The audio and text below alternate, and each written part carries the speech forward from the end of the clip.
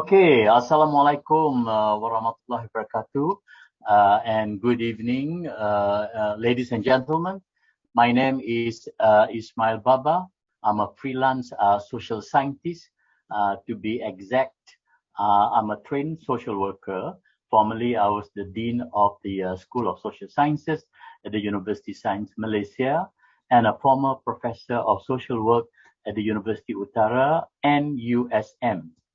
First of all, I would like to take this opportunity to thank the organizing committee of this conference for giving me the opportunity to share my paper based on a study that I have conducted on the aging LGBTQ community issues and needs in Malaysia.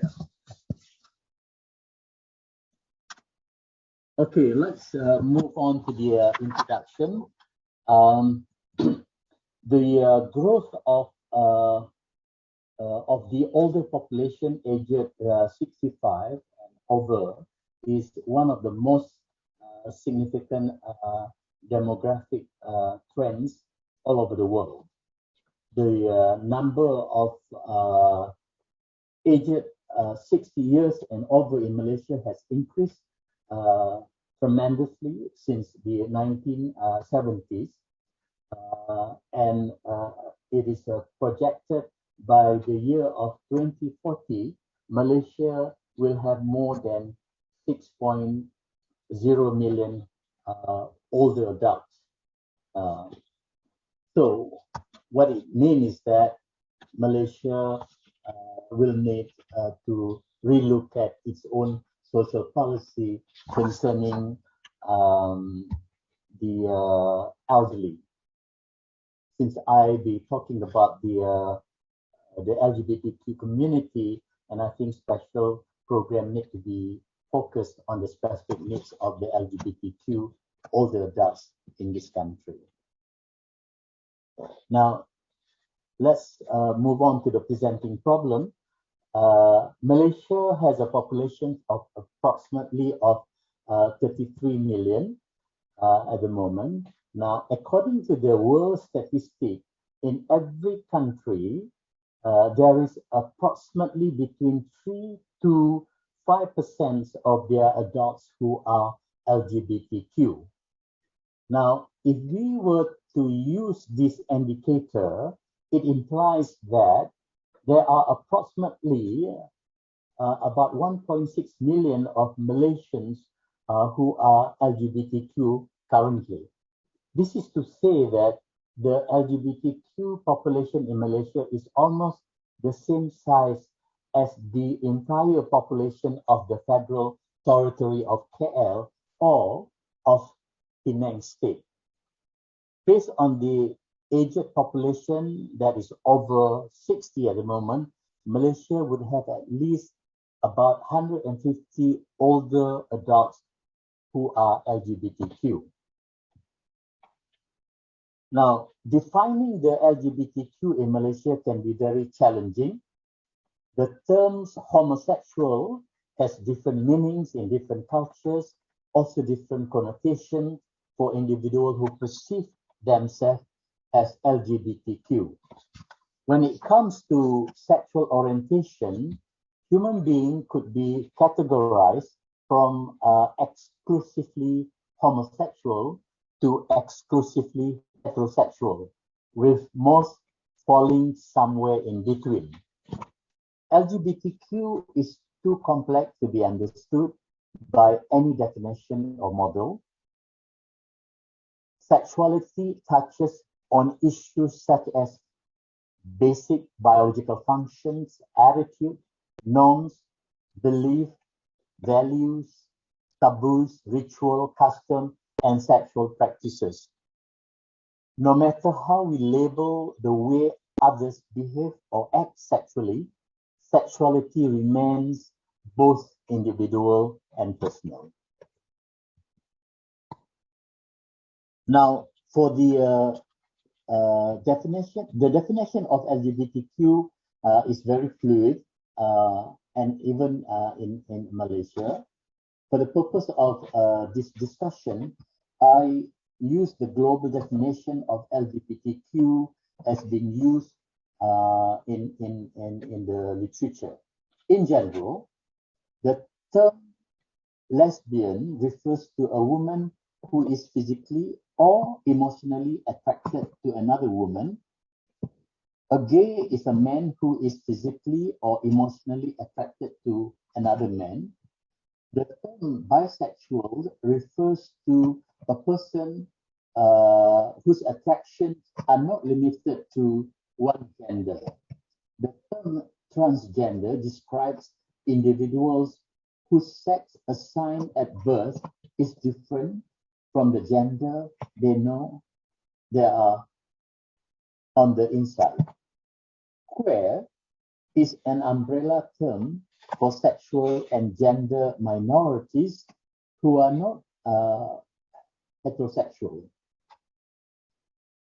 Originally meaning quote-unquote strange or quote-unquote peculiar, queer came to be used disapprovingly against those with same-sex desire or relationship, or some may prefer to use the term intersex.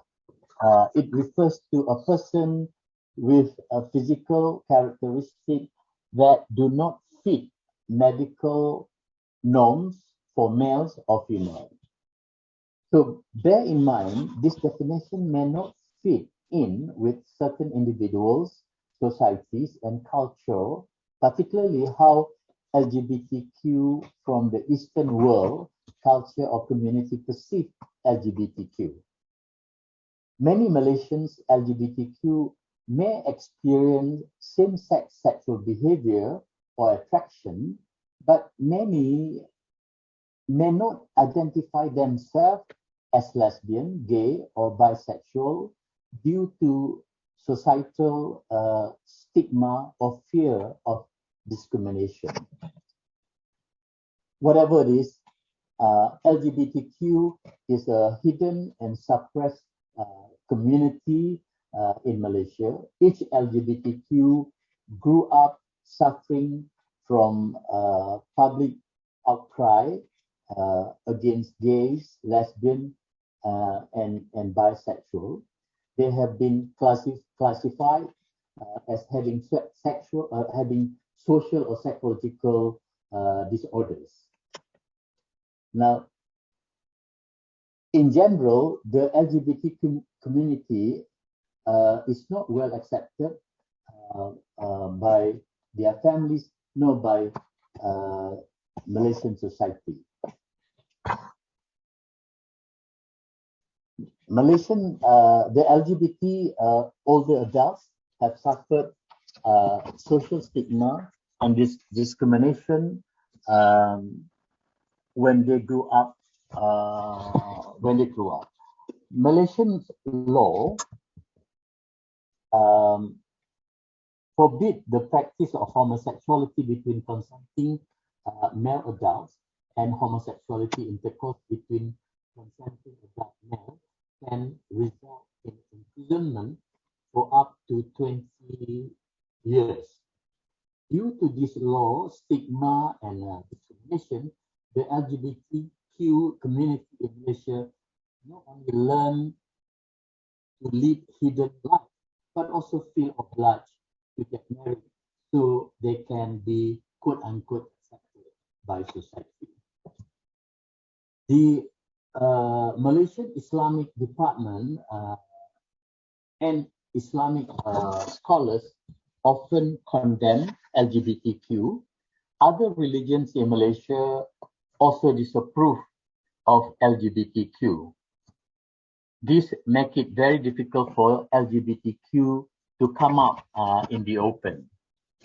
So, what makes aging different for LGBTQ adults than other adults in Malaysia? Historically, socially, psychologically, and legally, the LGBTQ has had an overwhelming effect on LGBTQ older adults. Successful aging is very much related to good health, economic stability and security, and strong social and family livelihood. Unfortunately, most LGBTQ older adults in Malaysia seems to be lacking or missing these elements when compared to their non-LGBTQ cohort. Lack of legal and social recognition, along with economic uncertainty as they pass their retirement age, it can lead to mental, social, and physical disparities. Now let's look at the methodology. A qualitative research design was used for this study. A non-numerical data were collected through observations, interviews, and focus groups by email, telephone, and WhatsApp video calls.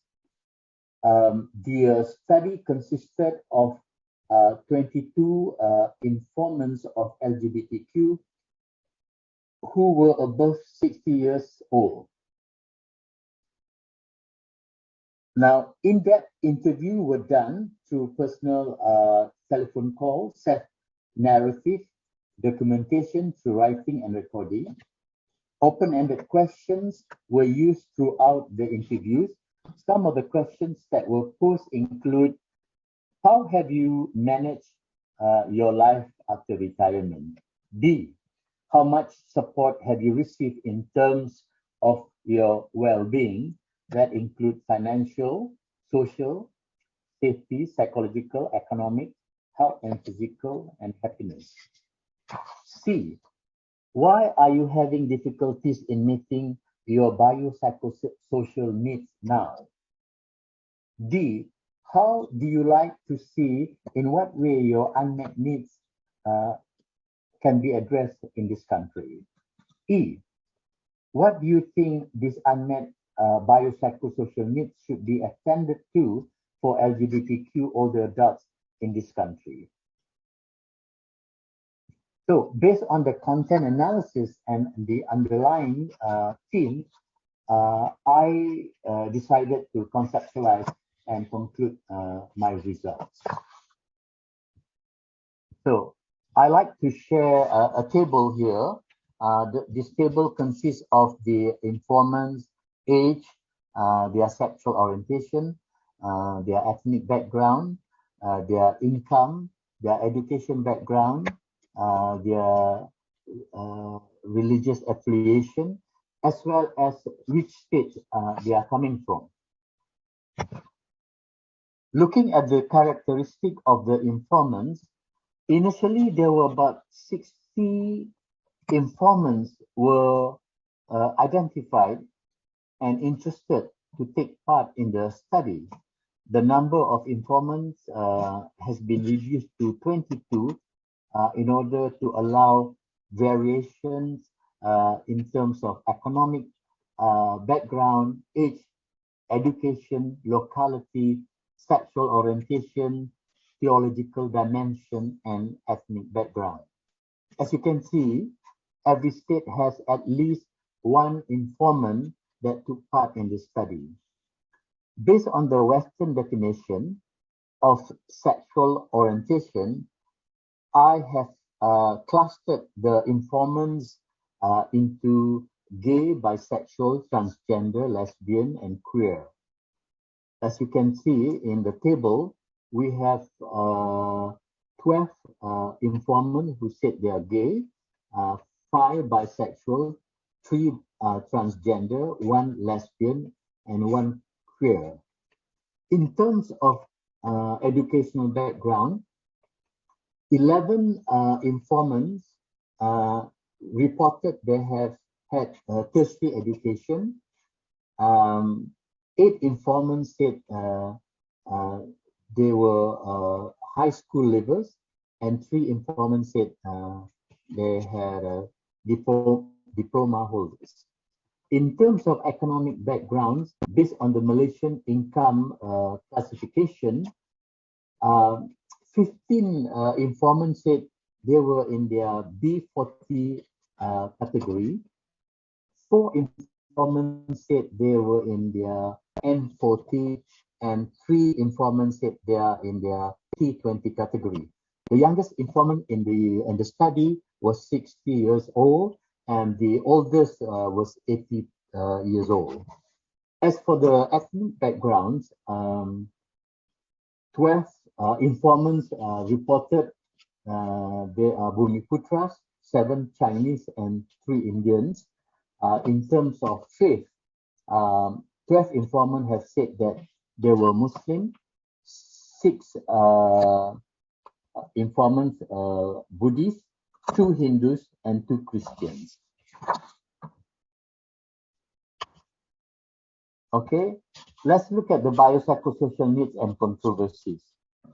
On the issue of life after retirement, majority of the LGBTQ are singles and living alone, with an exception of 3 bisexual informants living with their spouses and family members.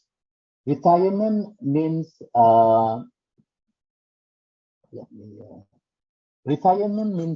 no more incomes coming for most LGBTQ older adults in this study. More than 10 informants have retired then more than 10 years, and another 5 informants have retired in the last 5 years. The current pandemic of COVID-19 has made LGBTQ older adults more vulnerable and at risk of facing all forms of social ills. 17 informants said they live in their own houses, and the rest were still renting. As mentioned earlier, 15 informants reported that they were representing the lower income group, which is to say that most of the informants in this study were living below than 480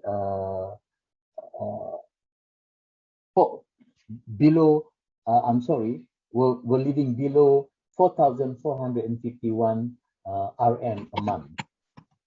Now, in terms of issue, how much support have they received in terms of their well-being, such as financial, social, safety, psychological, economic, health, and physical happiness?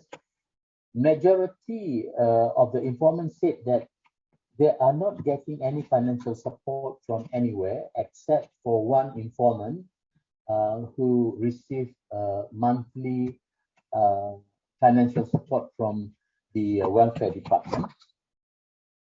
Most of the LGBTQ adults were getting psychosocial support from friends. The younger group of LGBTQ, which 13 of them, appeared to be more socially active. And at the same time, they appear to be have a good social network and support system. The older adults of LGBTQ ages between 70 to 80, somehow they were less active and immobile. Many did not drive anymore due to their health reasons. Their health and physical constraints prevent their mobility, which also prevent them from using the public transportation system. Disclosure about their sexual orientation to family members at these junctures appear to be impractical when most of their siblings are also retired, vulnerable, and aged. Fear of stigma and discrimination still exists even within the family members. As for the bisexual informant, there were about 5 informants. They still get some support from their family members, such as wife and children. Many felt that they can rely on their children financially and socially, since they also have their own family members to care for. On the issue of why are you having difficulties in meeting your psychosocial need now? Stigma and discrimination have made it more difficult for the LGBTQ older adults to meet their biopsychosocial needs. Therefore, socially and psychologically, LGBTQ older adults can only rely on their friends for help. They also cannot afford to hire homemakers or helpers to clean, to cook, to shop for them due to their financial constraints. On the issue of how do you like to see in what way your unmet needs are addressed in this country? Social acceptance, stigma and discrimination, poor social policy, religion appear to be some of the main issues for the LGBTQ older adults in this study. Social media does not seem to play a very good role in portraying the life of LGBTQ in Malaysia. Now, on the issue why these unmet biopsychosocial needs should be attended for LGBTQ older adults in this country. LGBTQ older adults are citizens. They felt they are citizens. They are also taxpayers, and they also have contributed to the nation building. So, therefore, they should be entitled to whatever services, whatever needs they should be entitled. Creating a care facilities that is user friendly should be looking into for LGBTQ, and they also as they grew old, they become isolated and further away from their own community, and they also feel that never to assume that every older adult is heterosexual. Many LGBTQ older adults have quote unquote families of choice, such as partners, friends, etc. And they feel that this so-called family of choice should be included when we design social policy or provide social intervention. Perhaps having home care facilities that cater for LGBTQ older adults is good, but again, LGBTQ individuals, they are all over the world, so this can create problem how to create facilities for the LGBTQ in Malaysia. So, in conclusion, each older adults in the study had their own story to share with regards to their biopsychosocial needs. They have suffered social and family rejection, harassment, violence, discrimination, crisis, self-respect, isolation, resilience, love and bereavement. Surprisingly, due to this problem, LGBTQ older adults have learned to survive, and some even excel. Whatever stories they have with regards to their biopsychosocial issues and controversies, LGBTQ older adults in Malaysia remain socially isolated and poor. We recognize that the key foundation for successful aging include health and well-being, economic security, and social connection. In terms of health, for most LGBTQ older adults felt that good health ensures independence, security, and productivity as they age. But unfortunately, many of them struggle every day with challenges such as chronic diseases, physical inactivity, oral health concern, and behavioral health issues, all of which can severely impact quality of life. On the issue of social well-being, they said they did not think that they would be treated with dignity and respect due to their sexual orientation. Many of them said they will be exposed to neglect or abuse um, when they will receive if they have received social care and support. They would not be given the opportunities to participate in social, educational, recreational activities, especially if they were to be placed in nursing homes for the elderly, or even institutions, social institutions.